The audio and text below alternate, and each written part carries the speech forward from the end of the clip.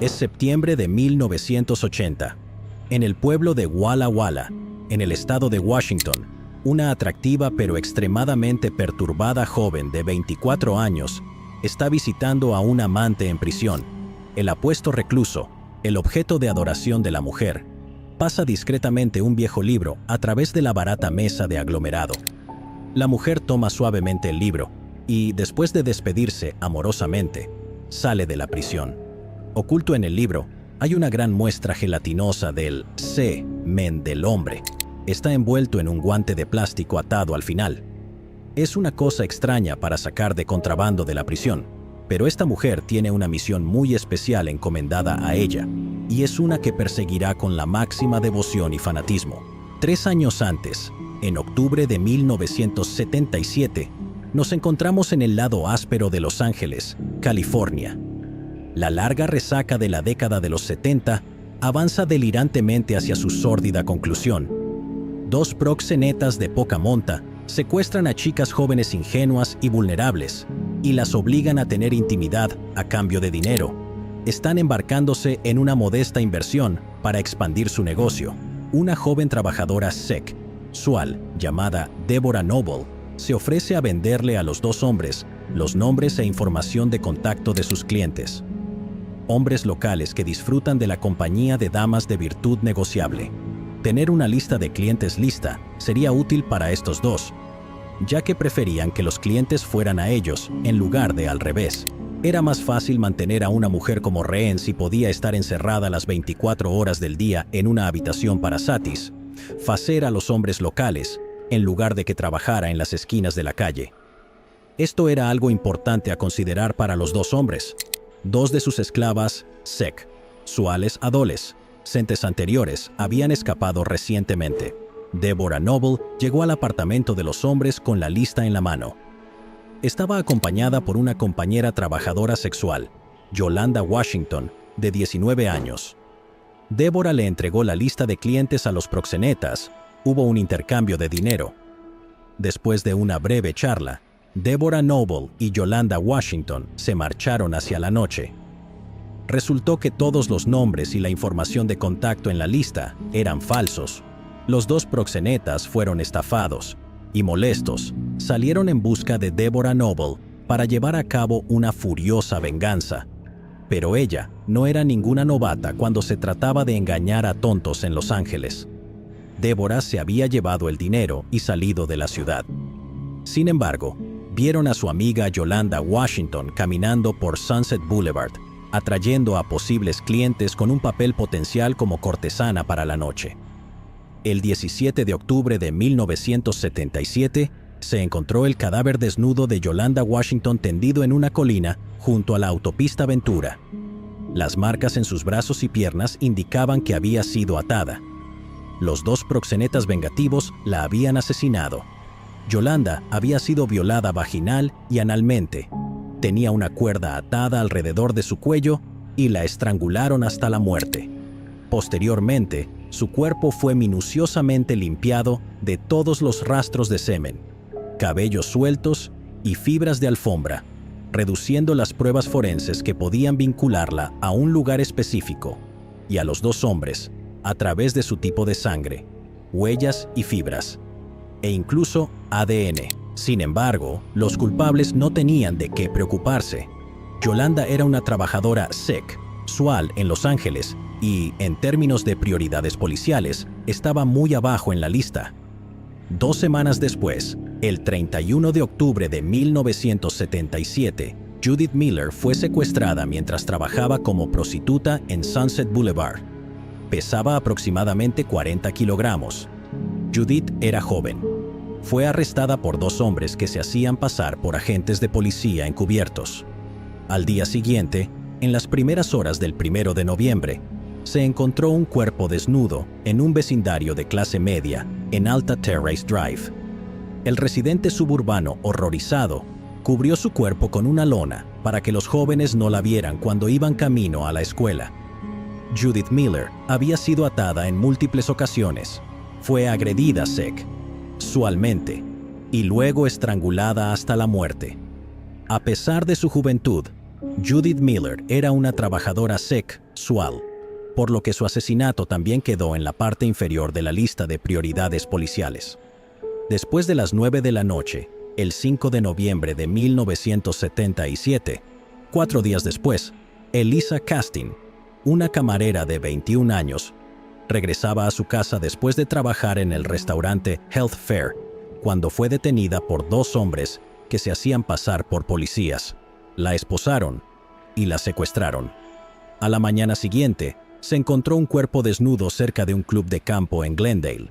Había sido atada, violada y estrangulada hasta la muerte. El 20 de noviembre de 1977, en una colina entre Glendale y New Rock, unos excursionistas encontraron el cuerpo de Christina Weckler, una estudiante de 20 años del Art Center College of Design. Había sido secuestrada, atada, violada vaginal y analmente. Sus senos habían sido sometidos a un abu, su extremo, y les habían inyectado un limpiador de vidrios llamado Windex, que se puede utilizar en pequeñas dosis como un sedante primitivo pero doloroso, o en dosis mayores para inducir la muerte. Debe haber sido asesinada en las primeras horas de ese día. Unas horas más tarde, un joven encontró los cuerpos de Dolores Cepeda y Sonja Johnson, tirados en un montón de basura junto al Dodger Stadium. Sonia tenía solo 14 y Dolores 12. Ambos cuerpos estaban muy descompuestos. Habían sido secuestradas poco después de bajarse de un autobús el 13 de noviembre, una semana antes. Ambas habían sido violadas y estranguladas hasta la muerte. El 23 de noviembre, solo 3 días después del descubrimiento de los 2 cuerpos anteriores, el cadáver de Evelyn King, una aspirante a actriz de 28 años, fue encontrado junto a una salida de la autopista Golden State, en unos arbustos. También había sido secuestrada y asesinada el 9 de noviembre, 2 semanas antes. Estaba tan descompuesta que la policía no pudo determinar si había sido agredida sexualmente, pero pudieron determinar por las marcas en su cuerpo que había sido estrangulada. Fue en este punto que el Departamento de Policía de Los Ángeles, LAPD, y la Oficina del Sheriff del Condado de Los Ángeles comenzaron a prestar atención. Se dieron cuenta de que tenían a un asesino en serie en sus manos y uno que estaba en una ola de violencia. Aún no sabían que estaban involucrados 2 hombres. Debido a las ubicaciones donde algunas de las víctimas habían sido encontradas, los policías apodaron al perpetrador desconocido el estrangulador de Hillside. En la noche del 28 de noviembre, en el Valle de San Fernando, una mujer miró por su ventana y vio a Lauren Wagner, una estudiante de negocios de 18 años, siendo arrastrada a la fuerza y gritando desde su auto por 2 hombres. Fue metida en un sedán y llevada. Wagner había sido secuestrada frente a la casa de sus padres cuando regresaba justo antes de su hora de llegada a la medianoche. Al día siguiente, el cuerpo de Lauren Wagner fue encontrado en las colinas de San Rafael. Había sido atada y estrangulada, y sus manos habían sido quemadas, lo que indicaba tortura. Más tarde se reveló que el método de tortura fue la electrocución. 2 semanas después, en la noche del 13 de diciembre, Kimberly Martin, de 17 años, recibió una llamada de su agencia sobre un trabajo. Martin había trabajado previamente en las calles como trabajadora sexual. Debido a los rumores de que el estrangulador de Hillside estaba atacando a mujeres, había optado por trabajar para una agencia de acompañantes como una opción más segura. Los 2 hombres habían llamado a la agencia desde un teléfono público en la biblioteca pública de Hollywood, solicitando una acompañante para la noche y proporcionando una dirección para un apartamento en Los Ángeles. Kimberly Martin, en consecuencia, fue enviada por su agencia. Los 2 hombres habían irrumpido en un apartamento vacío para encontrarse con la chica. Fue encontrada al día siguiente al final del Boulevard Alvarado, mostrando signos de violación, tortura y estrangulamiento. En la noche del 16 de febrero de 1978, Cindy Hudspeth, de 20 años, estaba en un taller de tapicería en Los Ángeles para hacerle algunos trabajos a su auto, un viejo Datsun naranja. Cindy Hudspeth hablaba sobre el trabajo de tapicería con el dueño del taller, Angelo Buono. Mientras Cindy discutía el trabajo, se unió a ellos el primo del dueño, Kenneth Bianchi. Este último llamó a Buono para tener una conversación en privado, durante la cual discutieron sobre Cindy Hudspeth.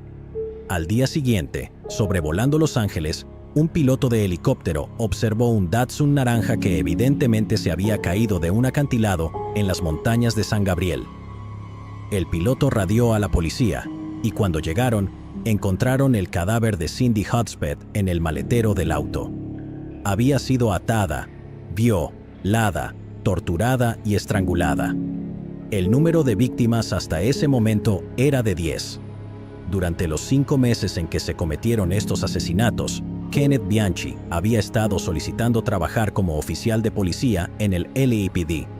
La policía lo había llevado en varios recorridos mientras aún buscaban al estrangulador de Hillside. Evidentemente, el comportamiento de Bianchi en estos recorridos era vagamente sospechoso, porque la policía comenzó a interrogarlo sobre su paradero en las noches en que las 10 mujeres fueron asesinadas. A finales de febrero de 1978, Bianchi le contó a su primo Angelo Buono sobre esto. Buono se enfureció. Le dijo a su primo que era un arrogante hijo de puta, que había puesto a ambos en riesgo de ser atrapados y que había arruinado algo bueno que tenían. Buono amenazó con matar a Bianchi si éste no dejaba la ciudad. Bianchi eventualmente dejó Los Ángeles 3 meses después, en mayo de 1978. Mientras tanto, la policía notó que el estrangulador de Hillside, quienquiera que fuera, había permanecido silencio. La investigación sobre los 10 asesinatos, por su parte, no iba a ninguna parte rápidamente. Los Ángeles era un lugar grande, con una población de 9 millones de personas. Había muchos depredadores y sádicos, conocidos que potencialmente encajaban en el perfil del sospechoso. Los patólogos forenses del LAPD fueron menos que útiles en esto. Describieron al estrangulador de Hillside como probablemente un hombre blanco de entre 20 y 30 años. Estaría soltero o divorciado. En cualquier caso, no viviría con una mujer. No tendría un trabajo regular. Tendría antecedentes penales. Vendría de una familia disfuncional con una infancia marcada por el abuso, particularmente a manos de mujeres. A lo que el detective del LAPD, Bob Grogan, respondió con sarcasmo: «Genial, gracias. Todo lo que tenemos que hacer ahora es encontrar a un hombre blanco que odie a su madre». Bianchi se mudó a Bellingham, en el estado de Washington, donde encontró trabajo como guardia de seguridad. El 11 de enero de 1979, casi un año después del último asesinato en Los Ángeles, Bianchi atrajo a 2 estudiantes de la Universidad Western Washington a una casa cercana que estaba vigilando. Bianchi le ofreció a Karen Mandic, de 22 años, un trabajo a tiempo parcial cuidando la casa, y ella apareció con su compañera de cuarto, Diane Wilder, de 27 años. Bianchi violó y estranguló a ambas hasta matarlas. Al día siguiente, ambas mujeres fueron reportadas como desaparecidas. El empleador habitual de Karen le informó a la policía que ella había aceptado un trabajo de cuidado de casa de parte de un guardia de seguridad. Los policías llamaron a la empresa de seguridad para preguntar. La empresa de seguridad, a su vez, contactó a Bianchi y le preguntó si había violado el protocolo al contratar a una estudiante universitaria para cuidar la casa por él. Bianchi negó haber conocido a las chicas o haberle ofrecido trabajo a alguien. Cuando más tarde la policía interrogó a Bianchi, él proporcionó una coartada, diciendo que estaba en un seminario de primeros auxilios en la reserva del sheriff. La policía verificó y descubrió que Bianchi no estuvo presente en la reunión. La policía también descubrió que Bianchi había sacado el camión de la empresa la noche del 11 de enero y Bianchi dijo que lo llevó a reparar. El mecánico local negó haber visto a Bianchi esa noche o haber reparado el vehículo. Cuando la policía investigó la casa que Bianchi estaba vigilando, no encontraron nada fuera de lo común. Sin embargo, hablaron con un vecino que afirmó que el 9 de noviembre, Bianchi le había dicho que estaban probando una nueva alarma de seguridad en la casa que él estaba vigilando, por lo que no debía pasar y activarla accidentalmente. Luego, la policía descubrió el auto de Karen Mandic escondido en un bosque local. Dentro encontraron los cuerpos de Karen y Diane. La policía encontró varios vellos púbicos en los cuerpos. Más de los mismos vellos púbicos fueron encontrados en un examen forense de la casa que Bianchi había estado vigilando. Los cuerpos de las mujeres también tenían fibras que coincidían con las alfombras de la misma casa. La policía inmediatamente detuvo a Kenneth Bianchi para interrogarlo. Él negó haber hecho algo malo. Después de registrar su casa, encontraron varios objetos robados de los lugares que él estaba vigilando. Esto fue suficiente para mantener a Bianchi encarcelado. Los analistas forenses encontraron coincidencia de los vellos púbicos con Bianchi. La policía también encontró objetos que pertenecían a varias mujeres no identificadas en la casa de Bianchi. Mientras tanto, la policía de Bellingham, muy astutamente, comparó el método de los dos asesinatos con el modus operandi del estrangulador de Hillside en Los Ángeles un año antes. Confirmaron que Bianchi era residente de Los Ángeles durante el tiempo en que se cometieron los asesinatos del estrangulador. La policía de Bellingham entonces se comunicó con el LAPD y la oficina del sheriff de Los Ángeles. El LAPD publicó una fotografía de Kenneth Bianchi pidiendo cualquier información sobre el hombre en relación con el caso del estrangulador de Hillside. Fueron contactados por David Wood, un abogado que había rescatado a una adolescente llamada Rebecca Spears, quien un año y medio atrás había sido obligada a prostituirse por Bianchi y su primo, el dueño de una tienda de tapicería en Los Ángeles, Angelo Buono. Kenneth Alesso Bianchi nació el 22 de mayo de 1951 en Rochester, Nueva York. Su madre, una prostituta alcohólica, dio al niño en adopción unas semanas después de su nacimiento. Kenneth fue adoptado por Nicholas Bianchi, un trabajador de una fábrica de zapatos, y su esposa Francis. La madre de Kenneth notó que desde una edad temprana el niño era un mentiroso compulsivo. También sufría de convulsiones periódicas. Kenneth tenía un coeficiente intelectual de 116, pero le iba muy mal en la escuela. Fue enviado a una escuela católica privada para mejorar sus calificaciones. El rendimiento de Kenneth mejoró marginalmente. Cuando Nicholas Bianchi, su padre adoptivo, murió de un ataque al corazón cuando Kenneth tenía 13 años, su madre Francis tuvo que trabajar para mantenerlos. Kenneth fue sacado de la escuela privada y enviado a una escuela pública, donde, no obstante, mantuvo calificaciones decentes y una reputación impecable. Bianchi tenía una figura bastante atractiva y no tenía problemas para conseguir chicas en la secundaria. Generalmente salía con varias chicas a la vez. Por otro lado, Bianchi desaprobaba cualquier tipo de comportamiento de sus novias o cualquier tipo de ropa que él considerara indecente. Si Bianchi salía con una chica, exigía la máxima devoción y que la chica se mantuviera alejada de otros chicos. Cuando Bianchi se graduó de la secundaria en 1970, se casó con una de estas novias, pero el matrimonio no duró más de unos meses antes de que ella lo dejara y el matrimonio fuera anulado. Kenneth resentía profundamente este rechazo y parecía confirmar todas sus nociones sobre la infidelidad y la deslealtad de las mujeres. Kenneth destacó en la universidad estudiando criminología y psicología antes de abandonar. Luego pasó los siguientes años trabajando como guardia de seguridad y robando cosas de los edificios que protegía. En 1975, cuando Kenneth tenía 24 años, dejó Rochester y se fue a Los Ángeles, donde vivió con su primo de 41 años, Angelo Buono. Y su primo, en resumen, era una verdadera basura. Angelo Anthony Buono Jr. nació en 1934, también en Rochester, Nueva York. En 1939, cuando Angelo tenía 5 años, sus padres se divorciaron. Entonces, Angelo fue llevado por su madre a vivir a Los Ángeles, California, donde ella consiguió trabajo a tiempo parcial en una fábrica. Angelo era un niño problemático y siempre estaba metiéndose en problemas. No tenía absolutamente ningún respeto por su madre, llamándola regularmente puta y perra en su cara. Mientras estaba en la secundaria, fue arrestado por hurto mayor de autos. A pesar de no ser un hombre clásicamente guapo, el machismo de Buono parecía ejercer un hechizo sobre algunas mujeres.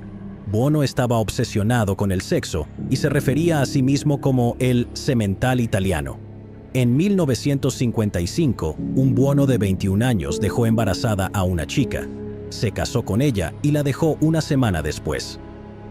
No mucho después, Buono fue arrestado por robar otro auto. Mientras estuvo en prisión, su esposa separada dio a luz a su hijo Michael. Buono se negó a pagar la manutención del niño o permitir que el niño lo llamara papá. Tras su liberación de prisión en 1956, Buono se juntó con otra chica llamada Mary Castillo. Pronto quedó embarazada y dio a luz a su hijo Anthony en 1957. Poco después, Buono se casó con Castillo y tuvieron 4 hijos más en los próximos 5 años. Buono era verbal y físicamente abusivo con Mary. Aunque Buono nunca bebía, la golpeaba regularmente y quería que los niños lo vieran. En un momento, la ató a la cama y la violó tan violentamente que Mary pensó que iba a morir. Buono también era abusivo físicamente con los niños, y algunos testimonios incluso afirman que también los abusaba sexualmente. En 1964, Mary solicitó el divorcio citando abuso doméstico. Buono se negó a pagarle manutención para sus 5 hijos, y Mary se vio obligada a vivir en la pobreza. Cuando por desesperación Mary intentó reconciliarse con Buono para que volviera a mantenerlos, él la ató, le puso un arma en el estómago y amenazó con matarla. Cuando Mary fue liberada, huyó y tuvo poco contacto con Buono a partir de ese momento. En 1965, Angelo Buono se mudó con Nanette Campina, de 25 años, madre soltera de 2 hijos. Buono y Campina tuvieron 2 hijos más juntos entre 1965 y 1969, sumando un total de 4 hijos en la familia. Buono sometió a Nanette a abu, verbal y físico, y la amenazó de muerte si lo dejaba. En 1971, los ojos de Buono se dirigieron hacia la hija joven de Nanette de una relación anterior, y la vio. No mucho después, Nanette se llevó a sus 4 hijos y huyó del estado. Durante los siguientes años, Buono pasó su tiempo buscando chicas adolescentes, gastando dinero en ellas y embriagándolas. Las marcas particulares de carnalidad de Buono con estas mujeres claramente lo señalaban como un sadi, cosec, sual de libro. Se aprovechaba de la juventud y la ingenuidad de las chicas para convencerlas de que esos actos eran normales. Buono también frecuentaba prostitutas y las trataba de manera muy brusca. Buono solicitaba los servicios de una prostituta, cometía actos bastante depravados y humillantes, y luego se hacía pasar por un oficial de policía, mostraba una placa a la trabajadora asustada, amenazaba con arrestarla y recuperaba todo su dinero, obteniendo los servicios sexuales de forma gratuita. En 1975, Buono había ahorrado suficiente dinero para comprar su taller de tapicería en Los Ángeles y se ganó una reputación por hacer un buen trabajo. Su primo de 24 años, Kenneth Bianchi, llegó el mismo año para vivir con él. Buono rápidamente tomó bajo su protección a Bianchi.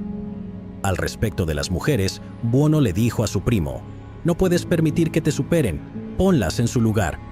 Bianchi estaba escaso de dinero, así que él y Buono decidieron convertirse en proxenetas. Coaccionaron a mujeres adolescentes para que se prostituyeran mediante amenazas y actos de violencia.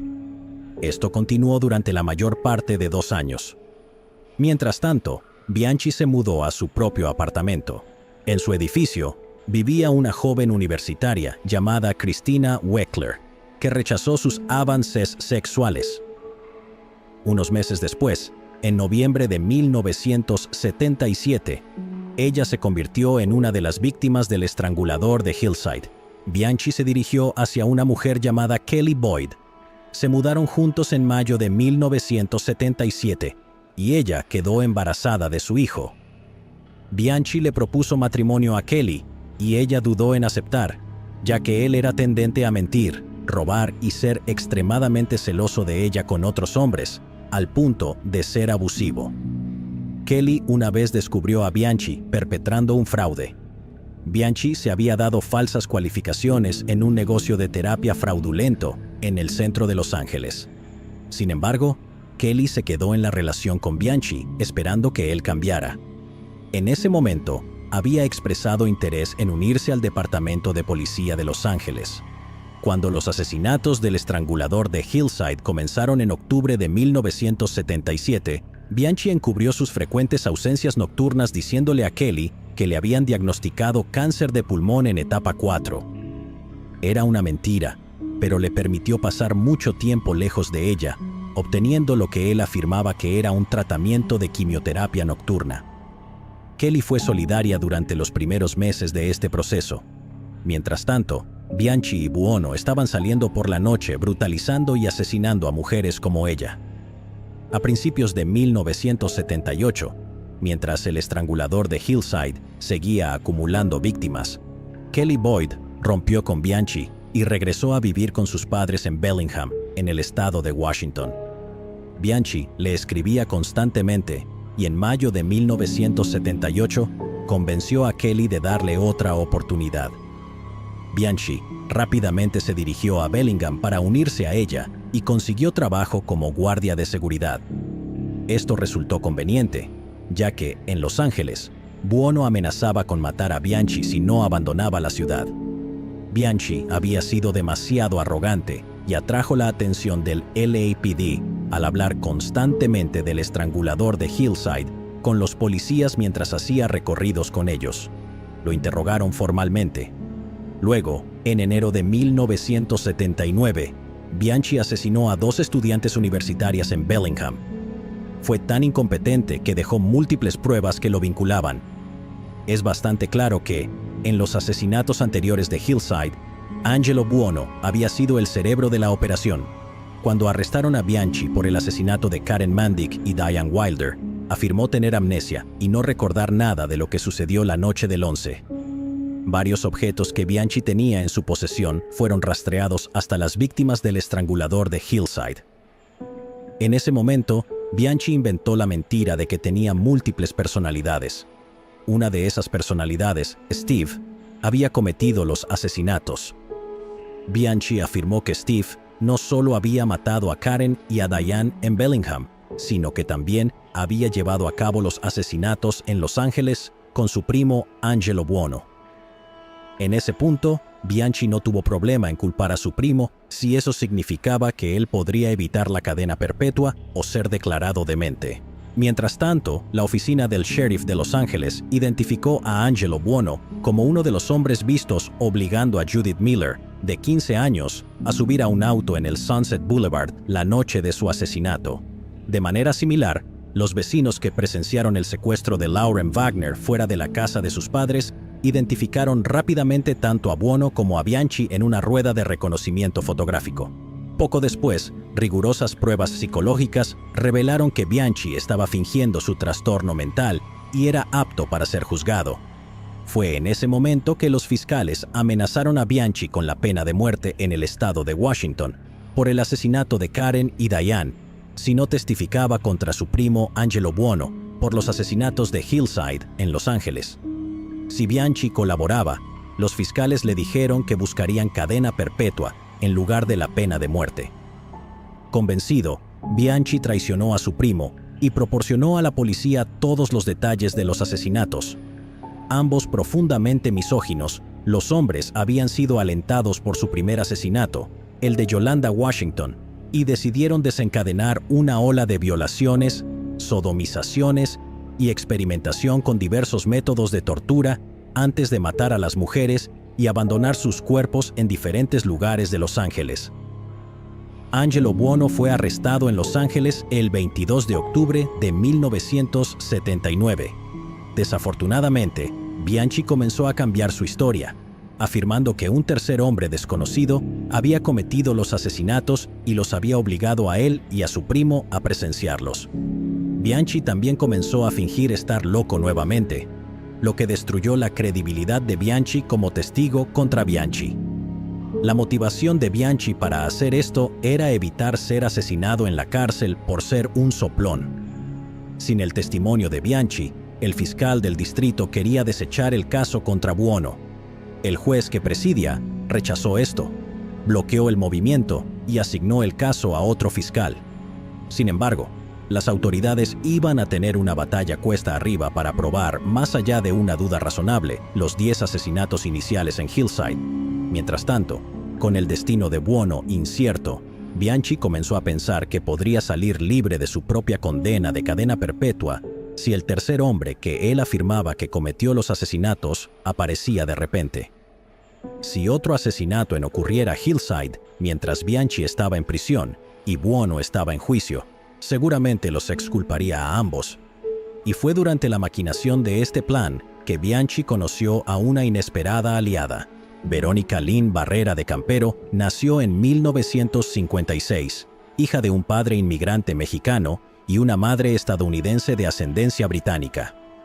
Su padre era un empresario adinerado con presuntos vínculos con los cárteles de drogas mexicanos. Era Abu Bo con la madre de Verónica y constantemente le era infiel. Verónica afirmó que cuando joven su padre comenzó a abusarse sexualmente de ella. El hombre también sometía a Verónica y a sus hermanos a golpizas brutales. La miserable crianza de Verónica se vio exacerbada por su trastorno renal de por vida, que la mantenía entrando y saliendo del hospital y atrapada en numerosos medicamentos fuertes. En 1966, cuando Verónica tenía 10 años, su madre logró obtener el divorcio de su padre, a pesar de que él era un católico tradicionalista.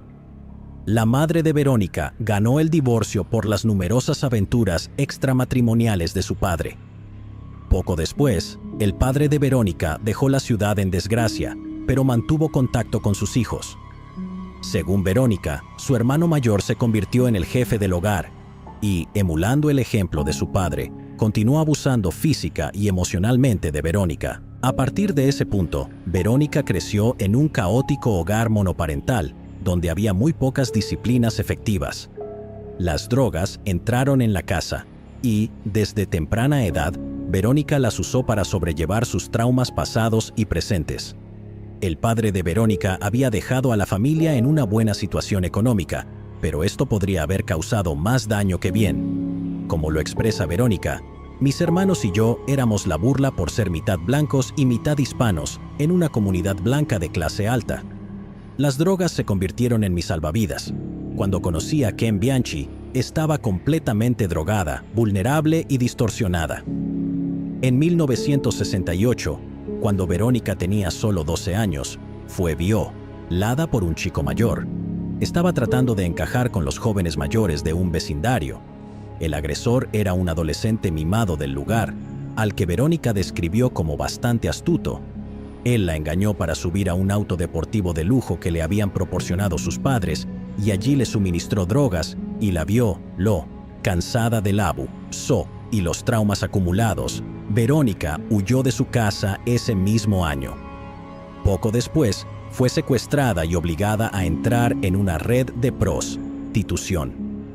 La tuvieron cautiva durante varios meses y la torturaron severamente durante su cautiverio. Gracias a la intervención de ciudadanos preocupados de la comunidad local, Verónica por fin logró escapar y regresó a su casa. Para entonces, Verónica había quedado muda, propensa a terrores nocturnos, y estaba muy enferma y débil, pero seguía viva. En 1971, a la edad de 15 años, a Verónica le diagnosticaron cáncer de mama y cáncer cervical. Los médicos le aconsejaron someterse a una histerectomía y a mastectomías dobles. Ella se negó a las cirugías y continuó con tratamientos de quimioterapia y radiación sola. Naturalmente, estos tratamientos la volvieron aún más enferma de lo que su condición renal, traumas y abuso de drogas ya la habían dejado. Afortunadamente, los tratamientos fueron efectivos y lograron que sus cánceres entraran en remisión. Mientras tanto, Verónica decidió quedar embarazada antes de que quedara estéril o que los cánceres regresaran y la mataran. En 1974, al terminar la escuela a los 18 años, Verónica se mudó a Los Ángeles para vivir con su padre. En los años intermedios, él se había establecido como un hombre de negocios bien conectado en los altos círculos de la sociedad de Los Ángeles. Verónica vivió con él por un tiempo en una lujosa casa en las colinas de Hollywood. Fue allí, disfrutando del glamour de un Los Ángeles depredador de los años 70, que una bastante atractiva y frágil Verónica se volvió sexualmente activa de manera compulsiva. En ese proceso fue ayudada por hombres mayores lascivos. Como Verónica dijo, estaba en la edad en que los hombres comienzan a mirarte como si fueras una mujer, pero no lo eres.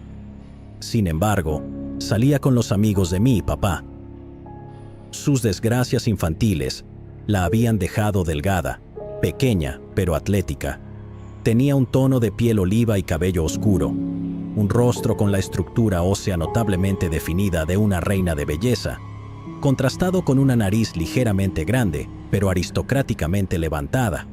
Como tal, recibió mucha atención del alegre grupo de amigos mayores y famosos de su padre degenerado, y era Los Ángeles en los años 70. Una cultura de inmundicia sexual explotadora ya se había instaurado. Toda esa situación combinada con el profundo deseo de Verónica de tener un hijo. No pasó mucho tiempo antes de que, a los 19 años, conociera a un boxeador de Los Ángeles bastante conocido y quedara embarazada. Tuvo un hijo. Desafortunadamente, el famoso boxeador en cuestión era presuntamente abusivo, y Verónica fue hospitalizada repetidamente como resultado de severos golpes. Uno de esos asaltos fue tan brutalmente violento que requirió una reconstrucción parcial de su cara.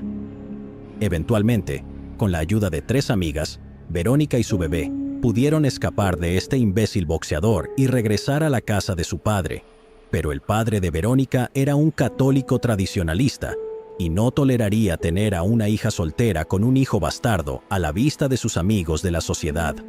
Así que le dio a Verónica la opción de casarse con un hombre adecuado de su elección o retirarse y esconderse de todos los eventos públicos. Verónica eligió el matrimonio arreglado. Su padre eligió a un hombre bien conectado de Los Ángeles llamado Compton, quien era algo así como una celebridad local por ayudar con las misiones Apolo de la NASA a la Luna. También era un coleccionista de arte adinerado y asistía a numerosos eventos sociales, e incluso organizaba 1 o 2. Según Verónica, él estaba relacionado con un narcotraficante en México, lo que le daba un suministro constante de marihuana, pastillas y cocaína para adormecer sus sentimientos. En este punto, lidiando con todo lo que ya había pasado, se encontró totalmente drogada por la cocaína. La montaña rusa solo aceleró a partir de ahí. Verónica Compton disfrutó del estilo de vida de la sociedad de Los Ángeles durante un par de años, pero al final no amaba a su esposo. Las fiestas y la promiscuidad tampoco ayudaron. Afortunadamente, el padre de Verónica encontró el divorcio más aceptable públicamente para los amigos de la sociedad que ser una madre soltera, así que se le permitió buscar una separación y al final obtuvo el divorcio. Para el siguiente paso de su vida, Verónica organizó una entrevista con el prestigioso estudio de actuación, el Instituto de Teatro y Cine Lee Strasberg. Fue aceptada en el instituto y pronto se convirtió en pupila de Lee Strasberg en persona, uno de los entrenadores de actuación más destacados del mundo, quien también entrenó a Dustin Hoffman, James Dean, Marilyn Monroe, Jane Fonda, Paul Newman, Al Pacino y a Robert De Niro. Aparentemente la vida de Verónica estaba a punto de dar un giro. Verónica Compton estudió con Lee Strasberg durante 2 años. Sobresalió en la actuación, la escritura y la producción de obras musicales. En 1977, el mismo año en que comenzaron los asesinatos de Hillside, la Verónica de 21 años escribió, dirigió y actuó en su primera obra pública y recibió críticas favorables en los periódicos. En muchos sentidos, ella fue durante un tiempo la nueva sensación en Los Ángeles. También fue seleccionada para papeles principales en producciones cinematográficas y teatrales locales. Verónica Compton apareció en 3 películas y también obtuvo bastantes trabajos como modelo, convirtiéndose en el rostro de la campaña de tequila Two Fingers de Hiram Walker. A pesar de sus talentos en pantalla y sus dones físicos, estaba claro que la habilidad principal de Verónica era como guionista, tal vez debido a su trauma pasado, tal vez debido a su consumo de grandes cantidades de cocaína, tal vez debido a ambas cosas. De cualquier manera, trabajaba regularmente como guionista para una productora de Beverly Hills, como dramaturga para la escena teatral local y también pulía guiones para un estudio en Hollywood. Además de conquistar a la gente en el mundo del espectáculo con sus talentos, Veronica Compton también era extremadamente agradable como persona cálida y emocionalmente sofisticada, y también como una chica fiestera. Hizo amistades rápidas con casi todos, comenzó a salir con prominentes productores y directores de Hollywood, y se hizo amiga de John Sachs, heredero de la fortuna de la familia Rothschild. Se convirtió en discípula de Lawrence Merrick, expresidente del Sindicato de Productores Independientes de la Asociación de Productores de Cine de América. Como dijo su mejor amigo, John Fulton, quien era presidente de la agencia de talentos Philip Morris, unos años después. A todos les encantaba Verónica. Lo que ella hizo fue una atrocidad, pero lo que le han hecho a ella es mucho peor. No tuvieron en cuenta nada y perdimos a una mujer verdaderamente grandiosa. Veronica Compton, la joven y hermosa actriz, modelo y guionista, eventualmente se convirtió en la amante de Nathan Chappell, un magnate de la industria y un hombre lo suficientemente mayor como para ser su padre. Verónica pasó un par de años tratando de convencerlo de que dejara a su esposa por ella. Mientras tanto, a finales de la década de 1970, la cocaína era abundante y se consideraba socialmente aceptable en las fiestas de Hollywood. En ese momento, no se consideraba como algo sórdido o peligroso, porque solo los ricos podían permitírselo. Además, ayudaba a Verónica a mantenerse despierta después de fiestas nocturnas con sus amigos mientras intentaba escribir sus guiones con fechas límite. El único efecto secundario menor era el insomnio implacable, las alucinaciones y una espiral hacia la locura. Luego, a principios de 1980, cuando Verónica tenía solo 24 años, comenzó a trabajar en una nueva obra de teatro llamada The Mutilated Cutter. Verónica quería que la obra tratara sobre una asesina en serie femenina y quería que el guión se sumergiera profundamente en la psique torturada de ese personaje. Sin embargo, Verónica carecía de una referencia para escribir sobre ese personaje. Había sufrido la mayor parte de su vida como víctima de los crímenes y abusos de otras personas, y no tenía mucha experiencia como depredadora, especialmente de tipo patológico, psicótico y letal. Fue entonces cuando Verónica se enteró de que Kenneth Bianchi, uno de los estranguladores de Hillside, estaba en prisión, y su testimonio tenía un gran peso en el juicio de su cómplice, Angelo Buono. La hibristofilia es una profundamente delirante, autodestructiva y psicológicamente arraigada parafilia o inclinación sexual desviada, en la que una persona desarrolla una obsesión sexual profunda por alguien que ha cometido un crimen. Lejos de ser simplemente una persona que está románticamente involucrada con un criminal, un hibristofílico se excita con la idea de que otra persona participe en actividades deshonestas o violentas, y con tales pensamientos alcanzan el orgasmo durante las relaciones sexuales o la masturbación. El objeto de las afecciones de un hibristofílico puede estar libre o en prisión. Pueden conocer personalmente al criminal o simplemente conocerlo por su reputación. El trastorno es lo suficientemente común como para que muchos criminales reciban cartas de admiradores de docenas de personas que declaran sentimientos de lujuria o amor. En el caso de estos últimos, la inversión romántica del hibristofílico en un criminal suele ser obsesiva, lo que conduce con frecuencia al hibristofílico a adoptar el código moral del criminal o la falta del mismo.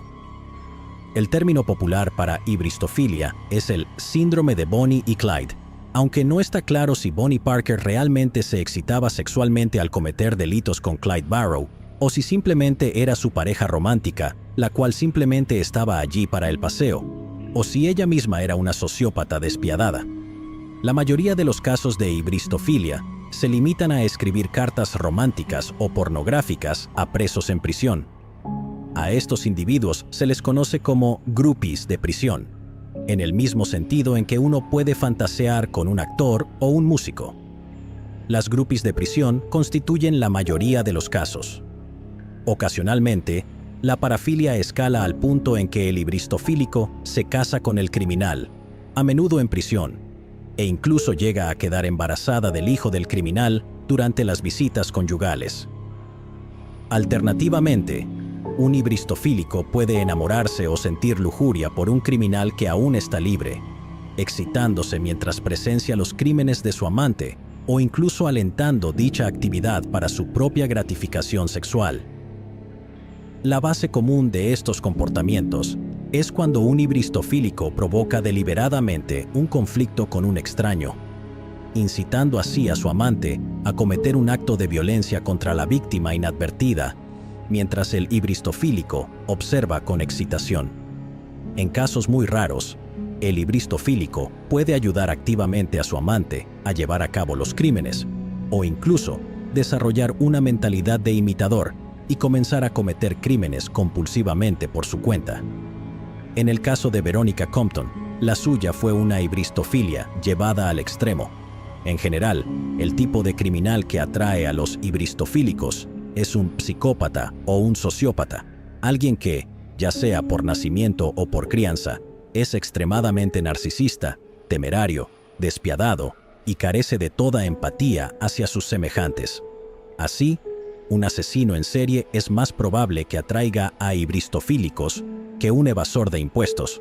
En consecuencia, este tipo de criminal está abrumadoramente asociado con la violencia, tocando un conjunto de sentimientos crudos y animalísticos para el ibristofílico y señalando una especie de fuerza primordial desenfrenada. Aunque la ibristofilia puede ser de género masculino, la abrumadora mayoría de los ibristofílicos diagnosticados son mujeres. Estadísticamente, las mujeres son ayudadas por el hecho de que el 90% de los crímenes son cometidos por hombres. Además, los hombres que se relacionan romántica o sexualmente con mujeres criminales frecuentemente cometen crímenes por su cuenta y, por lo tanto, evitan la clasificación de ibristofílicos. Además, algunos psicólogos afirman que hay razones evolutivas claras por las que la ibristofilia es más común en las mujeres. Los instintos sexuales de la especie humana se han forjado durante millones de años de evolución, y la especie Homo sapiens tiene más de 300.000 años de antigüedad. Durante todos menos los últimos 5.000 años de este tiempo, la mayoría de los humanos han vivido en pequeños grupos estrechamente unidos, sin leyes escritas, fuerzas policiales o un sistema judicial formal. Las encuestas de esqueletos humanos del Paleolítico tardío han indicado que la tasa de homicidios era de un asombroso 10% de la población. En un mundo así, no era realmente una mala política vincularse con un hombre psicópata violento y despiadado que fuera capaz de defender a su mujer y a su descendencia. Asumiendo, por supuesto, que el psicópata despiadado no dañara a su pareja o a sus hijos, lo cual a menudo hacía en cierto grado, mediante todo tipo de abusos, tortura física o sexual, e incluso homicidio. Pero siempre y cuando el hombre no fuera tan asesino como para acabar con todos los hijos, había razones evolutivas válidas para que existiera este trastorno mental. Y así nació la ibristofilia, por las mismas razones que la psicopatía. Permitía a las personas sobrevivir el tiempo suficiente como para reproducirse. En un mundo darwiniano despiadado y feo, eso es todo lo que la evolución requería. Y aunque la psicopatía es uno de los trastornos mentales comunes más preocupantes, con un estimado de 1 a 5% de la población humana presentando psicopatía primaria o secundaria, se estima que existe al menos un número igual de ibristofílicos, o quizás más. Esta enorme parte de la población es un vestigio de lo efectivo que fue el lado oscuro de la naturaleza humana como estrategia de supervivencia y apareamiento durante cientos de miles e incluso millones de años. Como dice el viejo dicho, detrás de cada gran hombre hay una gran mujer, y en consecuencia, detrás de cada gran monstruo habrá un ibristofílico igualmente excitado. Todos somos todavía, evolutivamente hablando, monos con zapatos. Gran parte de la historia criminal se reduce al hecho de que una tremenda cantidad de nosotros nacemos ya sea como monstruos o como facilitadores de monstruos, y cada nueva generación nacida en la especie humana tiene que soportar la terrible carga de ese hecho. Verónica inició contacto con Kenneth Bianchi por correspondencia. En ese momento, él estaba siendo trasladado de un lado a otro entre una penitenciaría del estado de Washington y una cárcel del condado de Los Ángeles para testificar contra Buono. Ella le escribió lo que pensaba era una carta profundamente manipuladora. Intentó mostrarse no solo como simpática ante su situación, sino comprensiva e incluso a favor de los actos que él había cometido.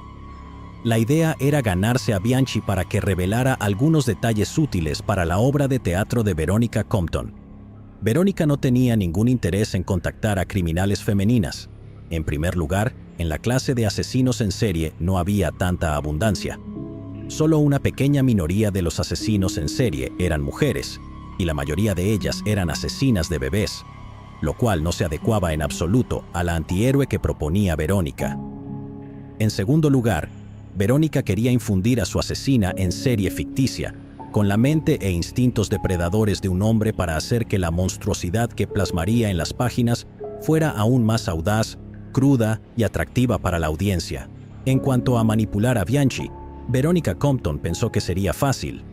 Los 2 asesinatos en Bellingham, que él arruinó catastróficamente al dejar abundante evidencia y un vínculo directo hacia él sin una coartada adecuada, lo hacían parecer un idiota. Verónica pensaba que no estaba tratando con un cerebro criminal, sino con un animal estúpido, un violador oportunista y un sádico sexual. Eso sería suficiente material para su obra. ¿Una dramaturga brillante como ella podría deconstruir fácilmente a una persona así?, pensaba arrogantemente.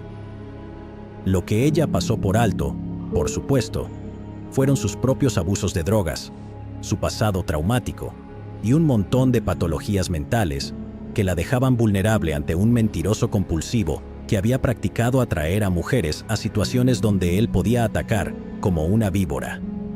Verónica estaba luchando en ese momento, criando sola a su hijo mientras el padre del niño estaba en prisión por un cargo de contrabando de drogas.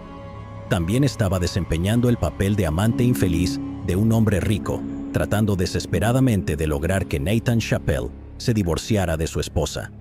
Y mientras tanto, estaba luchando contra una grave adicción a la cocaína, que era tan intensa que empezaba a sufrir alucinaciones y convulsiones. En unas pocas respuestas por escrito, Bianchi ya había comenzado a trabajar para someter a Verónica a su poder. En retrospectiva, la derrota de Verónica en esta batalla de ingenios era una conclusión inevitable.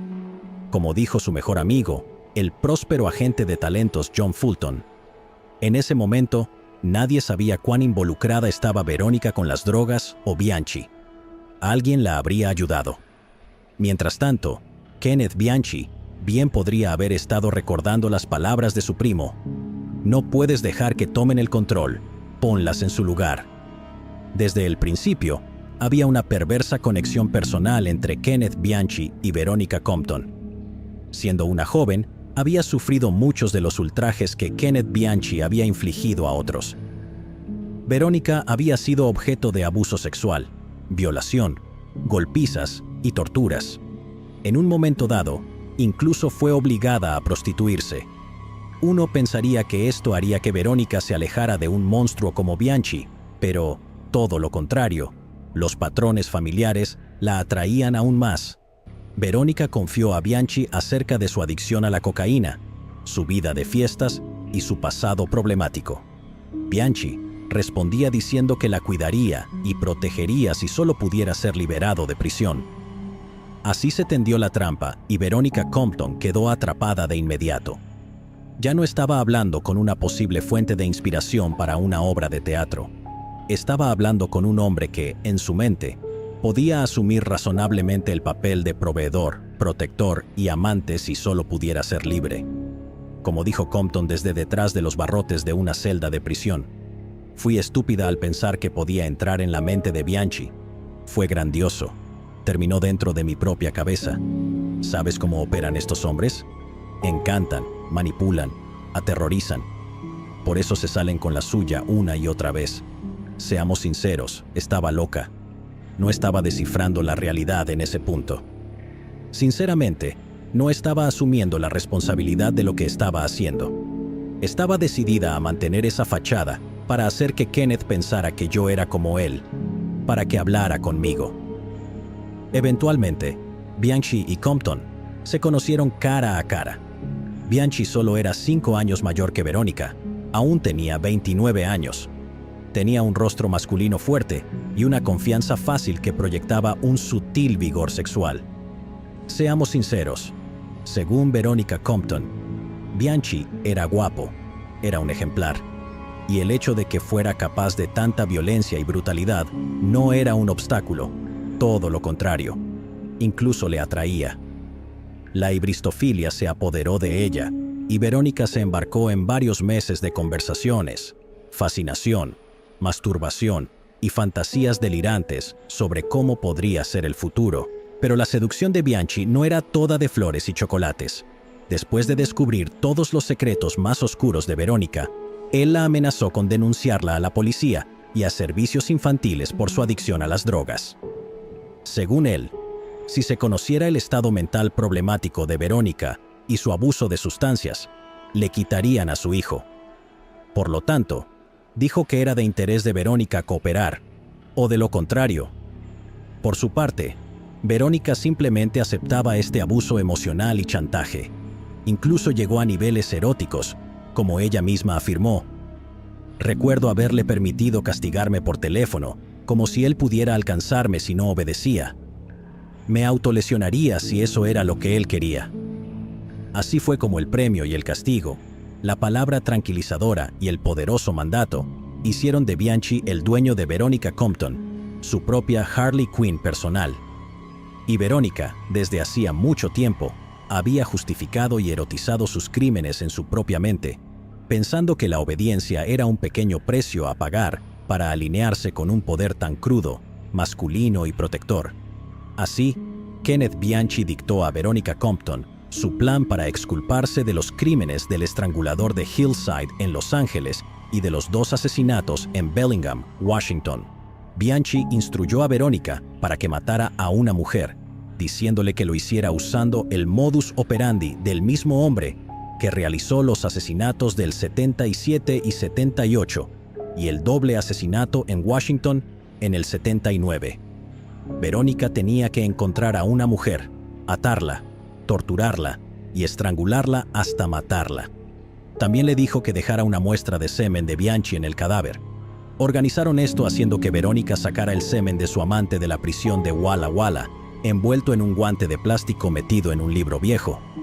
Hoy en día, las pruebas de ADN mostrarían que el semen coincidía con Bianchi o su gemelo malvado con una precisión de 20.000 millones a 1, pero en 1980, la genética forense estaba a varios años de distancia y todo lo que la policía tendría sería otro asesinato al estilo de Hillside en Bellingham y una muestra de semen con un tipo de sangre similar a los otros asesinatos. Aunque no era el plan más ingenioso o infalible, Bianchi pensó que sería suficiente para impugnar los cargos en su contra, desestimar su confesión como provocada por enfermedad mental, demostrar que sus divagaciones sobre un tercer hombre eran precisas y, eventualmente, salir libre de la prisión. Después de un tiempo, Bianchi desaparecería silenciosamente y comenzaría sus depredaciones nuevamente. Para rematar todo esto, había una táctica más brillante. Además de asesinar a una mujer y escenificarlo para que pareciera un asesinato del estrangulador de Hillside, Verónica enviaría una confesión pregrabada del asesinato a la policía. Esta confesión sería leída por un actor masculino en apuros, que Verónica grabaría bajo el pretexto de una audición para una de sus obras. Tal fue su plan, para bien o para mal. Y ahora la ejecución. En la mañana del 19 de septiembre de 1980, Verónica Compton viajó a Bellingham, en el estado de Washington, con la muestra de semen ilícita, algunas cuerdas y la cinta de confesión falsa en su posesión. Bellingham era la ciudad donde Bianchi había sido arrestado por el asesinato de 2 estudiantes universitarias en 1979, y su lógica era que, si ocurría un asesinato al estilo Hillside en Bellingham, implicaría que la policía había arrestado al hombre equivocado y que el asesino todavía residía en la ciudad, y que Bianchi simplemente estaba loco por confesar. Lo que Compton necesitaba hacer era encontrar a una mujer, cualquier mujer, y matarla. A estas alturas, Compton estaba drogada y completamente bajo el hechizo de Bianchi. Como la propia Verónica lo expresó, a medida que me deterioraba, él se hacía más fuerte. Sabía que me tenía alguien para hacer su voluntad. Compton llegó al bastante sórdido motel Shangri-La del centro de la ciudad. Se instaló, aspiró unas líneas de cocaína y se puso su disfraz. Verónica cubrió su cabello oscuro con una peluca rubia y se puso unas gafas. También se colocó una almohada debajo de la camisa para hacerse pasar por embarazada. Cualquier cosa para desviar una descripción precisa de cualquier testigo que pudiera verla esa noche. Estaba extremadamente agitada y repasó el plan en su cabeza una y otra vez. Para citar, «Era importante que yo creara una patente asesina. Ken me había explicado la manera precisa de atar la cuerda 100 veces. Tenía que parecer que el estrangulador de Hillside lo había hecho o no quedaría libre». La nerviosidad de Compton se debía al miedo de ser atrapada, la paranoia provocada por el abuso de las drogas y, sobre todo, el miedo de decepcionar a su amante. Su agitación tenía muy poco que ver con la perspectiva de acabar con la vida de otro ser humano. Para este punto, Compton había sido completamente conquistada por la visión del mundo de Bianchi, que justificaba el tratar a mujeres inferiores y zorras como simples objetos para ser torturados y eliminados, no como Compton, la hermosa guionista. Ella era de calidad y, dado que era una mujer superior, ¿por qué no unirse a la diversión? También parecía, según sus comunicaciones, que Compton también se entregaba hasta cierto punto a una macabra sed de sangre y fantasías sexuales perturbadoras. Ella se deleitaba, al menos en teoría, en el sufrimiento y la muerte de los demás. En resumen, en este punto, Compton era un ser humano gravemente trastornado. Como ella misma dijo, «Fue toda mi vida antes de esa noche lo que me permitió volverme tan sádica durante ese tiempo». Después de un largo periodo de tiempo drogándose y masturbándose en la habitación del motel y preparándose mentalmente para cometer un asesinato, Verónica Compton salió a la casa en busca de un objetivo adecuado. Después de un día buscando, evaluando a cada mujer que veía, sopesando los riesgos y las recompensas de hacer un acercamiento, nada parecía adecuado. Pero Verónica no tenía prisa. Se quedaría en Bellingham hasta que el trabajo estuviera hecho. Si tomaba días o incluso semanas, iba a encontrar a una mujer y la iba a matar. A las 10 de la noche, Compton terminó en un bar de cócteles donde vio a Kim Breed, de 26 años. Era trabajadora de mantenimiento en el Departamento de Parques y Recreación de Bellingham, y dado que era madre soltera con hijos a su cargo, algunas noches trabajaba como mesera en el bar. Compton se sentó en su cabina y la observó en silencio. Por supuesto, el modus operandi de Compton no podía seguir al pie de la letra el del estrangulador de Hillside. Bianchi y Buono usualmente se hacían pasar por oficiales de policía y montaban un arresto falso o simplemente agarraban a una mujer en la calle y la arrastraban al auto. Verónica Compton estaba sola y no tenía la misma fuerza que le permitiera dominar a otra mujer. En cambio, Verónica le sonrió a Kim Breed y entabló una conversación con ella, usando el típico encanto que le había ganado a tantas personas en su vida. Según las instrucciones directas de Bianchi a Compton, Ken me dijo que fuera lo más accesible posible. Me refiero a esos días en referencia a Ken Bianchi, como los días de mi maestro. Ni Kim ni yo éramos vírgenes, pero ella era, no obstante, inocente e ingenua. El carisma de Verónica Compton funcionó. Kim Breed se enredó en una larga charla con ella mientras atendía las mesas. Compton le dijo a Kim que su nombre era Karen. Aparentemente, porque era 1980, Kim no pensó que fuera terriblemente extraño o irresponsable que la mujer embarazada estuviera en un bar a las 10 de la noche bebiendo. Compton bebió despacio y se quedó en el bar, eventualmente convenciendo a Kim para que fuera de fiesta con ella después del trabajo. Le ofreció buena compañía y drogas fuertes como incentivos. Después de una hora, el turno de Kim terminó y las dos se dirigieron hacia la noche. Las dos mujeres tomaron el auto de Kim. Su primera parada fue una tienda de comestibles. Kim necesitaba comprar algo de comida para sus hijos. También compraron algo de licor. La siguiente parada fue en la casa de Kim para dejar las compras. Sus hijos ya estaban dormidos. Luego, Kim y Verónica condujeron un rato, bebiendo de una botella de licor y esnifando un poco de cocaína del tablero del auto. Las dos mujeres luego fueron a un club de baile local donde pasaron unas horas bailando con algunos otros amigos de Kim. Cuando Kim y Verónica salieron del club de baile, ambas estaban muy ebrias. En este punto, Verónica convenció a Kim Breed de irse con ella al motel Shangri-La, donde se estaba quedando para consumir más drogas y seguir la fiesta. Una vez que llegaron al motel, fluyó más cocaína y licor, y charlaron y rieron medio coherentemente. Fue en este momento que Compton convenció a Kim de posar para unas fotos de broma de bondage. Kim aparentemente pensó que eso era hilarante. Verónica sacó una cuerda y ató a Kim en la cama. Fue en este punto que Compton se sentó sobre la espalda de Kim y le pasó otro trozo de cuerda alrededor del cuello y comenzó a estrangularla, tal como Bianchi le había enseñado. Kim luchó, pero Compton mantuvo su agarre firme. Para citar el relato de Compton de ese momento, «Todavía no puedo creer que fuera yo apretando esa cuerda. No era yo en todos los sentidos excepto físicamente. No, eso no es exactamente. Mentalmente, este monstruo es justo en lo que me había convertido. La tenía montada. Podría haberlo hecho, pero mi corazón no me lo permitió». Verónica Compton entró en pánico, soltó la cuerda y cayó sobre Kim Breed. En el estado de intoxicación por drogas y alcohol de Compton, solo había atado parcialmente a Kim, de 26 años. Kim comenzó a desatar sus ataduras y a gritarle a Verónica por llevar la broma demasiado lejos. Compton se puso triste, se acurrucó en el suelo del motel y comenzó a sollozar incontrolablemente. Fue en este punto que la ira de Kim se convirtió en preocupación. Compton estaba en el suelo en histeria. Kim le preguntó a quién podría haber sido su asesina, si estaba bien.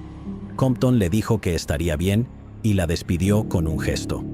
En ese momento, Kim Breed salió de la habitación del motel. Varios minutos después, Verónica Compton dejó de llorar. Salió tambaleándose por la puerta de su habitación y fue en una búsqueda sin rumbo y con los ojos llorosos de Kim Breed para terminar el trabajo antes de desmayarse en unos arbustos cercanos. Mientras tanto, Kim Breed, que también estaba borracha de licor y cocaína, fue a buscar a su novio y regresaron al motel Shangri-La, posiblemente para que el novio de Kim golpeara a Verónica. Reingresaron a la habitación de Compton, la encontraron abandonada y tuvieron sexo en la misma cama donde momentos antes Kim casi había sido asesinada. Poco después, algunos otros huéspedes del motel encontraron a Verónica Compton tirada en los arbustos. La despertaron y le preguntaron en qué habitación se hospedaba.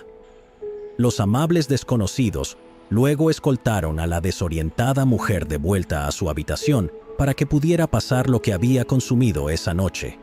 Allí, Compton encontró a Kim y su novio teniendo sexo en su cama. Ellos desistieron, y Kim, aún indignada con Compton por llevar la broma demasiado lejos, se negó a mirarla. El novio se fue poco después. Compton se desmayó en su cama y se despertó varias horas después, al final de la mañana del día 20, sintiéndose terrible. Kim Breed, mientras tanto, sin estar plenamente consciente de lo que había sucedido la noche anterior, no reportó el intento de asesinato a la policía. Verónica Compton se quedó en la cama unas horas y se hizo otra raya de cocaína para darse un impulso de energía para el día, superando sus síntomas de abstinencia y su enorme resaca. No obstante, estaba entumecida y no completamente consciente de lo que estaba haciendo. Compton fue al aeropuerto y compró un boleto para San Francisco. En el aeropuerto de San Francisco, Verónica envió la cinta de confesión falsa a la policía de Bellingham, a pesar de que no había ocurrido ningún asesinato. Luego, Verónica Compton empezó a acercarse a extraños y a balbucear sobre cómo el estrangulador de Hillside andaba suelto. Estaba tan desorientada y agresiva que tuvieron que llamar a seguridad para calmarla. Cuando Compton fue retenida por la seguridad, le tomaron una fotografía. Verónica fue liberada y pasó las siguientes 24 horas durmiendo y pasando su estado de confusión inducido por las drogas en una habitación de hotel en San Francisco. Luego, tomó otro vuelo a Los Ángeles, regresó a su residencia y se reunió con su hijo. Unos días después, la policía de Bellingham recibió la cinta de confesión falsa por correo. El hombre en la cinta decía que Kenneth Bianchi era un hombre inocente e indicaba que el reciente estrangulamiento de una mujer en Bellingham probaba que él, el estrangulador de Hillside, seguía vivo y en libertad. El hombre en la cinta describió el asesinato de la mujer no identificada, su atadura, violación y tortura y estrangulada, aunque no hubo ningún asesinato en Bellingham en ese momento. La policía hizo un llamado al público buscando información sobre lo que presumían era el cómplice de Kenneth Bianchi. También divulgaron los detalles del supuesto asesinato mencionado en la cinta. Kim Breed escuchó el anuncio. El modus operandi que describió la policía sonaba vagamente familiar a lo que Verónica Compton había intentado hacer en el Shangri-La. De repente, Kim se dio cuenta de que no había sido solo una broma que se había llevado demasiado lejos, sino que casi había sido asesinada por una persona loca y drogada. Así que contactó a la policía. La policía de Bellingham entrevistó a Kim Breed, quien describió a Compton como una mujer de cabello oscuro, cuya peluca se había caído durante la lucha y que parecía fingir un embarazo. En Bellingham rápidamente vincularon la descripción real de Compton con la fotografía de una mujer que había causado un alboroto en el aeropuerto de San Francisco unos días antes, que divagó sobre el regreso del estrangulador de Hillside. Kim Breed posteriormente identificó a Compton a partir de esa fotografía. El 2 de octubre de 1980, Verónica Compton fue arrestada en su residencia en Los Ángeles por intento de asesinato. No fue, por decirlo menos, un crimen bien ejecutado. Compton no cometió el asesinato y dejó escapar a Kim Breed, pero por haber enviado la cinta y asustarse en el aeropuerto, llamó la atención de la policía. Si Verónica no hubiera estado drogada y actuado como una idiota, Kim Breed no habría informado del incidente y Compton nunca habría sido arrestada. La fianza de Verónica Compton se fijó en $500,000, o $1.8 millones hoy, ajustando por inflación. A pesar de la riqueza de su padre y su éxito personal en el mundo del espectáculo, no había manera de que pudiera pagar esa fianza. En cambio, Compton fue retenida en la cárcel de Sybil Brand, la misma instalación para mujeres que anteriormente albergó a las mujeres de Manson. Mientras Compton estaba en Sybil Brand, fue mantenida en una celda al final del pasillo de Carol Bundy, una asesina en serie e hibristofílica que había ayudado en los asesinatos de Douglas Clark. Los llamados asesinos de Sunset Strip asesinaron a más de 6 mujeres y tuvieron sexo con sus cadáveres. Carol Bundy y Compton se gritaban historias entre sí. Compton recuerda: Bundy era aterradora. Nunca olvidaré la forma en que describía sus crímenes, su voz desde ese oscuro pasillo. Decapitaciones, ponerse caras, tener sexo con cadáveres. Todo lo que podía pensar era: ¿qué demonios he hecho? Esta no soy yo. Este relato se contradice en parte con el testimonio de que Compton en realidad estaba intrigada por la necrofilia en ese momento, habiendo escrito más tarde: Nunca conocí a una persona muerta que no me agradara. En ese momento en prisión, su mente estaba bastante adulta y perturbada. Su comportamiento era sorprendentemente similar al de Harley Quinn, y este no sería el último contacto amistoso que Compton tendría con los asesinos de Sunset Strip. En 1981, Verónica Compton fue condenada por intento de asesinato y sentenciada a cadena perpetua con posibilidad de libertad condicional después de 12 años. Comenzó a cumplir su condena en la prisión de Gig Harbor, en el estado de Washington. En el juicio, Verónica apareció como una figura bastante confundida y demente. La fiscalía se refirió a Compton como extremadamente peligrosa porque era bizarra. El juez dijo que era tan vil que merecía pasar el resto de su vida tras las rejas. Mientras tanto, Kenneth Bianchi, cuyos planes fueron frustrados, permaneció en la prisión de Walla Walla. por el asesinato de 12 mujeres, inicialmente recibió una sentencia de cadena perpetua sin posibilidad de libertad condicional, pero a cambio de testificar contra Angelo Buono, más tarde recibió la posibilidad de libertad condicional después de 30 años, si ya no se le consideraba una amenaza para la sociedad. Mientras tanto, el juicio de Angelo Buono se convirtió en uno de los más largos y tortuosos en la historia de Estados Unidos, durando 2 años, desde noviembre de 1981 hasta noviembre de 1983. Los abogados de Buono lograron separar el juicio por los asesinatos del juicio por múltiples cargos de violación, asalto y prostitución forzada, para que el jurado del juicio por asesinato no escuchara sobre el largo historial de abuso de mujeres de Buono. El juez permitió esto para que Buono no pudiera usar el argumento de un jurado prejuicioso para apelar sus condenas por asesinato más tarde. La fiscalía inicialmente dependía del testimonio de Bianchi, pero cuando este subió al estrado parecía tan loco e inestable que la defensa inmediatamente pidió que se desestimara el caso, llevando sus apelaciones hasta la Corte Suprema de California. Estas apelaciones tomaron más de 1 año. Mientras tanto, debido a la fama o más bien infamia de los estranguladores de Hillside, tomó 3 meses y medio seleccionar un jurado imparcial. Afortunadamente, la fiscalía logró que los cargos de violación, asalto y prostitución forzada se incluyeran nuevamente en el mismo juicio, para que todos los delitos de Buono pudieran ser escuchados y que los asesinatos de los estranguladores de Hillside pudieran colocarse en su contexto adecuado. Buono era un pedazo de basura que había acosado a mujeres toda su vida. Tan decidida estaba la fiscalía a no dejar que Buono se escapara, que el juicio incluyó más de 1000 pruebas y más de 250 personas testificaron. Uno de los testigos en tomar el estrado para la defensa fue Veronica Compton. Ella procedió a contar una historia desquiciada en la que Kenneth Bianchi y ella habían conspirado para incriminar a Buono por asesinato. La corte quedó impactada. Un observador comentó: "La lógica y secuencia de esta conspiración eran imposibles de seguir, y su manera, la de una estrella buscando reconocimiento en un programa de entrevistas de televisión, coqueta, luego dramática, llorosa, risueña, autocariciándose, era mucho más llamativa que su historia de conspiración". Cuando el fiscal interrogó a Veronica Compton, ella anunció con alegría que estaba considerando abrir una funeraria cuando saliera de prisión para poder tener relaciones sexuales con los cadáveres.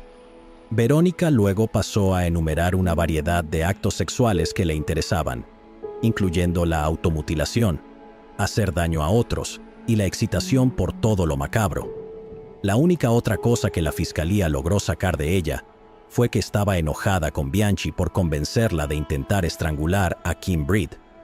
Finalmente, después de 2 semanas de deliberaciones, el jurado encontró a Angelo Buono culpable del asesinato de Evelyn King, de 28 años, Elisa Castin, de 21, Christina Weckler y Cindy Hudspeth, ambas de 20, Lauren Wagner, de 18, Kimberly Martin, de 17, Judith Miller, de 15, Sonja Johnson, de 14, y Dolores Cepeda, de solo 12 años. Debido a la falta de pruebas, Buono fue declarado no culpable del asesinato de Yolanda Washington, de 19 años. El asesinato lleno de venganza de una acompañante inocente, porque los asesinos no pudieron encontrar a su amiga Deborah Noble. El asesinato de Yolanda había dado inicio al reinado de terror de Bianchi y Buono. Angelo Buono fue sentenciado a cadena perpetua sin posibilidad de libertad condicional. En cuanto a la relación de Veronica Compton con Kenneth Bianchi, hay 2 versiones contradictorias. La propia Compton dijo que tan pronto como no logró matar a Kim Breed y exonerarlo, Bianchi la dejó caer como una papa caliente. Ya no le era útil. Otra versión afirma que Bianchi continuó escribiéndole a Compton en prisión por un tiempo, pero Compton había perdido interés en Bianchi porque se había enamorado de otro asesino en serie, y lo hizo. En 1982, Douglas Clark, el esposo de Carol Bundy, a quien Compton conoció en la cárcel de Sybil Brand, y uno de los asesinos de Sunset Strip le escribió una carta a Veronica Compton. Nuevamente, tenemos dos versiones contradictorias de lo que sucedió. Según la versión de Veronica, dada a un autor de crímenes reales simpático, mientras Compton estaba tras las rejas, Clark se hizo pasar por un estudiante de derecho, expresando interés en el caso de Veronica y preocupación por su situación.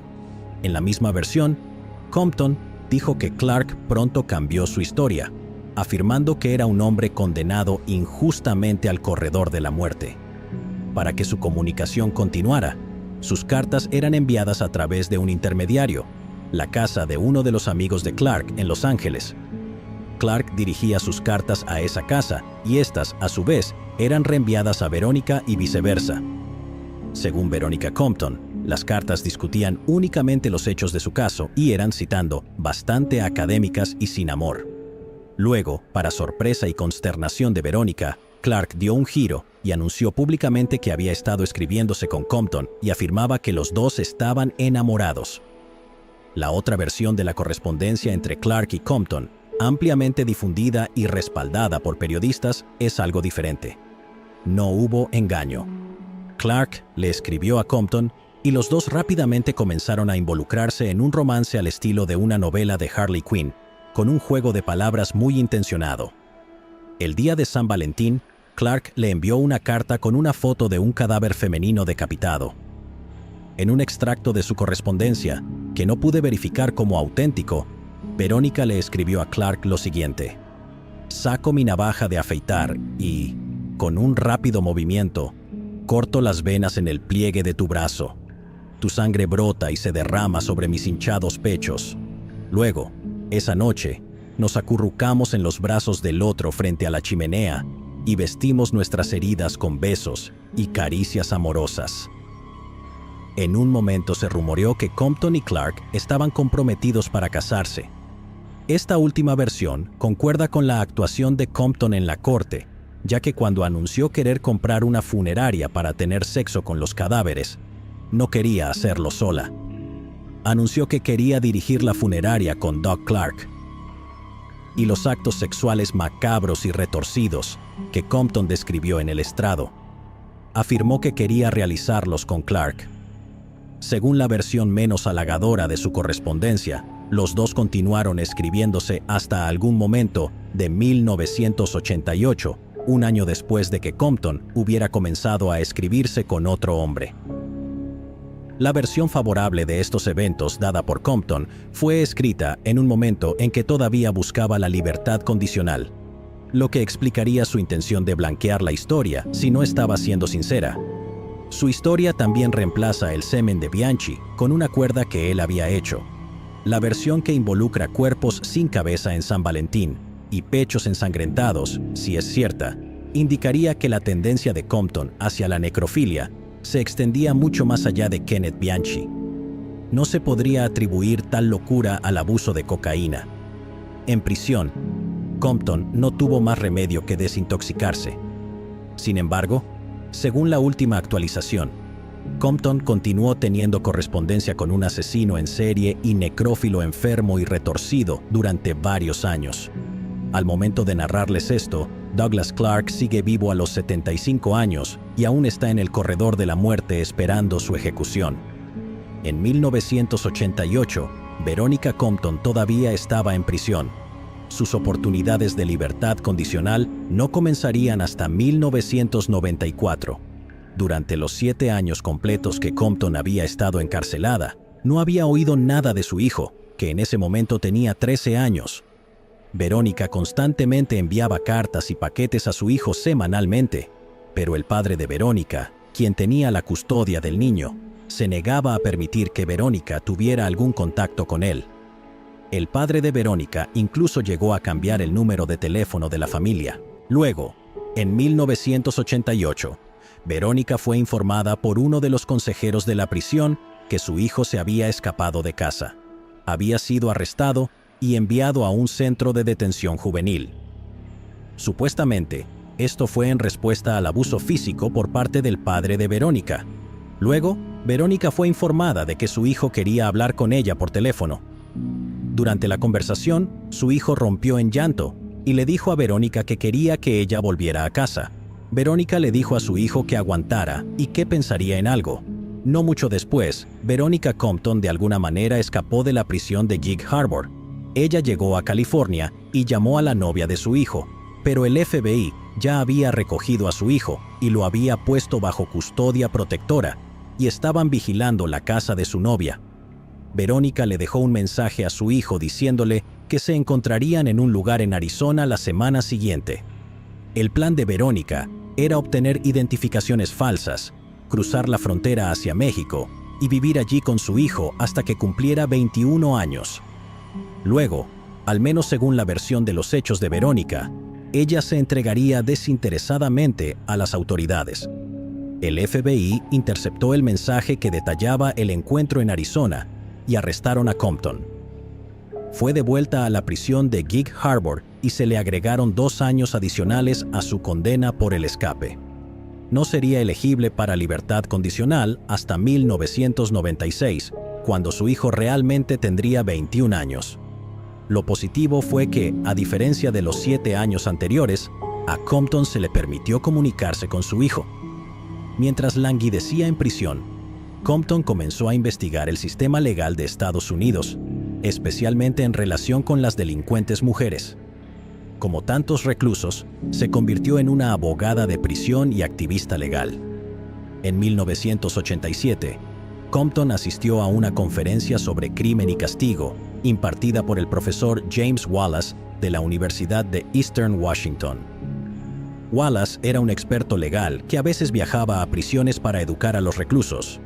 Poco después de su visita en 1987, Compton le escribió una carta al profesor Wallace solicitando más información sobre los temas discutidos en su conferencia. Compton aún era joven y atractiva. Wallace era mayor, estaba casado y tenía deseos sexuales. Las cosas rápidamente se convirtieron en un romance. Después del intento fallido de escape de Verónica, Wallace comenzó a asesorarla sobre cómo mejorar su comportamiento en anticipación a su libertad condicional en 1996. Fue alrededor de este tiempo que se rumorea que Compton dejó de comunicarse con el asesino en serie y necrófilo Douglas Clark. Es bastante claro por los escritos posteriores de Compton que adoptó el lenguaje académico, probablemente aprendiendo del estilo de escritura de Wallace. También comenzó a comportarse como una presa modelo, involucrándose en trabajos voluntarios y varios programas de defensa para mejorar las vidas de las reclusas. También comenzó un estudio sociológico amateur de la vida de las mujeres en el sistema penitenciario de Estados Unidos desde su perspectiva de primera mano, proporcionando anécdotas a James Wallace. Compton también les enseñó inglés a sus compañeras de prisión. Por insistencia de Wallace, se convirtió al cristianismo. Compton ciertamente sabía cómo tocar las notas correctas con la Junta de Libertad Condicional, escribiendo en una ocasión: «La rehabilitación es real. Necesitaba estar aquí para conocerme a mí misma, para entender los demonios que me arrastraron tan cerca del mal, a Kenneth, a las drogas. Tuve que venir a comprender cómo podía ser tan autodestructiva a pesar del éxito superficial. En quien me convertí se originó por traumas sexuales y físicos, pero uno sí se cura». Así, Compton elogió simultáneamente la efectividad del sistema penitenciario estadounidense. Insinuó que ella estaba completamente rehabilitada antes de sus audiencias de libertad condicional, al mismo tiempo que atribuía la mayoría de la culpa por sus acciones a Kenneth Bianchi, su problemática infancia y las drogas. Tal fue la impresión por la redención de Compton que el Seattle Times la llamó alguna vez un ángel. En cuanto al romance de Verónica con James Wallace, en el momento en que comenzaron su correspondencia, Verónica tenía 31 años y, según todos los informes, seguía siendo una mujer hermosa. Las fotos tomadas de su tiempo en el gimnasio de la prisión, alrededor de la década de 1990, la muestran en buena forma, con cabello rubio platino y un rostro bastante glamoroso adornado con maquillaje que de alguna manera había obtenido. James Wallace, por otro lado, Tenía 57 años en 1987 y había estado casado con la misma mujer durante 36 años. Wallace afirmó más tarde a los medios que no dejó a su esposa por Veronica Compton, y cito: "Mi propio matrimonio simplemente se disipó, como sucede a veces. Simplemente nos alejamos". Sin embargo, el profesor Wallace permaneció casado con su esposa durante otros 2 años antes de divorciarse en 1989 y casarse inmediatamente con Compton. Algunas personas han acusado a Wallace de ser un hombre raro con hibristofilia en la ironía final de la historia de Veronica Compton. La explicación más simple podría ser que Wallace, de casi 60 años, se sintió atraído por una mujer atractiva a principios de los 30 años, que mostró interés en él, lo que llevó a Wallace a abandonar un matrimonio estancado con una mujer con la que había estado desde 1951. No sería el primer hombre en tener una crisis de mediana edad y fugarse con una mujer mucho más joven. Y no será el último. Pero generalmente la mayoría de esos hombres huyen con mujeres que no están en prisión por intento de asesinato, que no se enamoran de asesinos en serie varias veces y que no declaran públicamente que quieren tener sexo con cadáveres. El profesor Wallace defendió a Compton en los medios diciendo: "No estás tratando con un monstruo. Ella ha hecho algo monstruoso, pero no es un monstruo. Las personas cambian. Si ella hubiera sido así cuando la conocí por primera vez, no habría tenido nada que ver con ella. Ella se ha convertido en una persona diferente". Sobre la cuestión de si Wallace sufría su propio caso de hibristofilia o si simplemente estaba desesperado por relacionarse con una mujer más joven, así como las acusaciones de que Verónica solo lo estaba usando, Wallace dijo: "No estoy enamorado de Verónica. Amo a mi esposa. Verónica atrae a muchos hombres. Podría haber elegido fácilmente a alguien más joven y con más dinero, pero me eligió a mí por mi carácter, y yo la elegí a ella por el suyo". Simplemente presentaré esas palabras sin comentarios y permitiré que ustedes juzguen su valor. Wallace hacía viajes semanales a la prisión de Gig Harbor para visitar a Verónica. Después de una serie de visitas conyugales en 1993, Veronica Compton Wallace dio a luz a una hija. El profesor Wallace hacía viajes los fines de semana a la prisión para que la niña pudiera vincularse con su madre. Verónica almacenaba leche materna durante la semana para alimentar a su hija los fines de semana. 3 años después, en 1996, a los 40 años, Veronica Compton Wallace recibió la libertad condicional y dejó la prisión de Gig Harbor para vivir con James Wallace y su hija en la ciudad de Cheney, en el estado de Washington. Durante su libertad condicional, Verónica debía asistir regularmente a consejería de salud mental, lo cual no cumplió. Después de 2 semanas fuera de la cárcel, los oficiales de policía y un trabajador social fueron a la casa de Verónica y James para verificar el bienestar de la hija de 3 años. Según la policía, Verónica abrió la puerta desnuda y podría o no haber estado bajo la influencia de narcóticos. Cuando la policía y el trabajador social entraron en la casa, vieron que Verónica había pintado varios murales pornográficos en las paredes, inapropiados para que un niño los viera.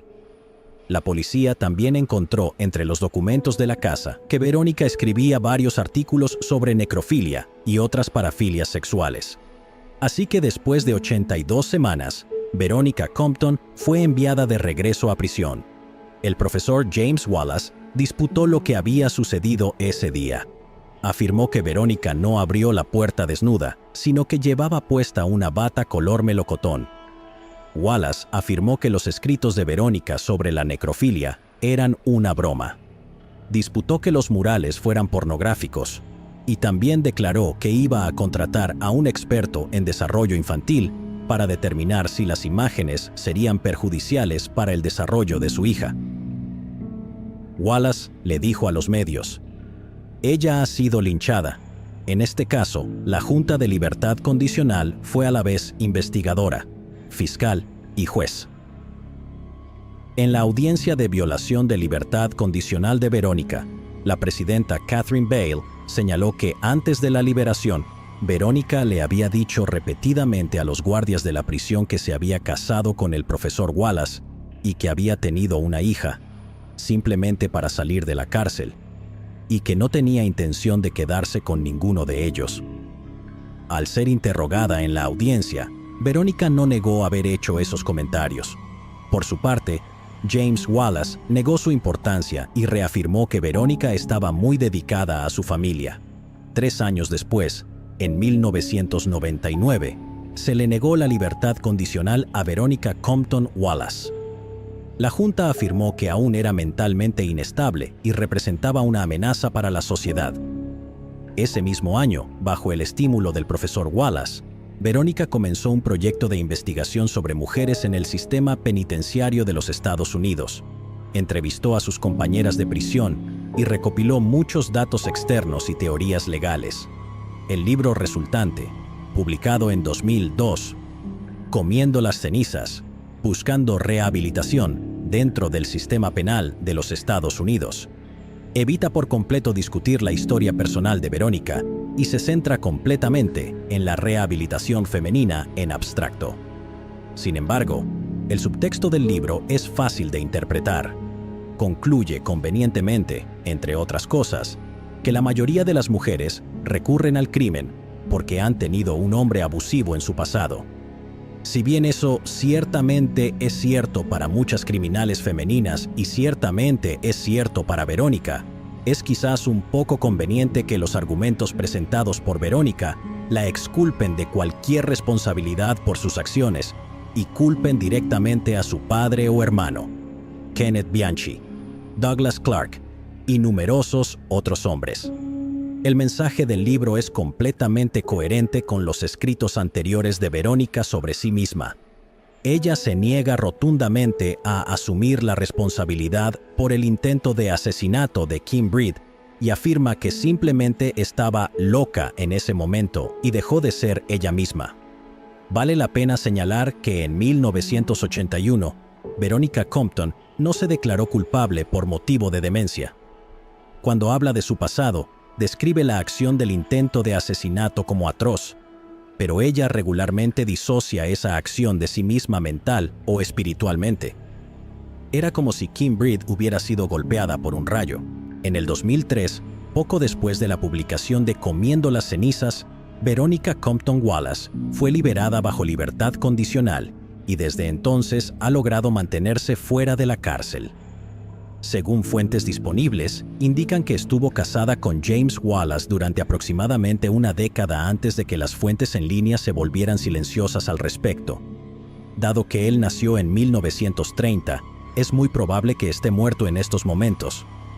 Verónica, de 67 años actualmente, ha mantenido un perfil bastante bajo, ocasionalmente publicando imágenes de sus pinturas en línea, lanzando música en internet que, francamente, suena bastante terrible, y experimentando con varias formas de redes sociales.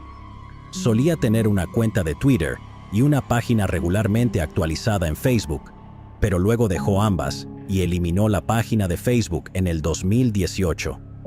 Desde entonces, la Harley Quinn de la vida real ha desaparecido en la oscuridad, lo cual probablemente sea lo mejor. Llegados aquí, ¿acaso no has visto este otro crimen? Yo no me lo perdería,